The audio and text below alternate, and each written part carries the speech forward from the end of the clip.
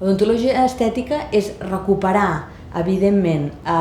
una estètica que normalment ve implicada per una manca de color, és a dir, la gent ve perquè la dent no li agrada el seu color, per una malposició, que ja hem comentat en el tema de l'ortodòncia, i, evidentment, restablir, a part de que la dent quedi bonica, restablir una funció masticatòria. I moltes vegades no tenim més remei, ja sigui perquè la gent no vol passar per un tractament ortodòntic, no tenim més remei que fer-ho a través de fundes, que són recobriments de la peça dental, que hi ha molts sistemes, ja sigui amb porcellana, ja sigui amb unes caretes que es posen a damunt de la dent, i moltes vegades també necessitem prèviament algun tipus de blanquejament, que també forma part de l'estètica. Normalment la demanda de la gent és perquè no em veig la boca o m'agradaria tenir un somriure com el d'abans quan era jove o les dents blanques, no, en el fons.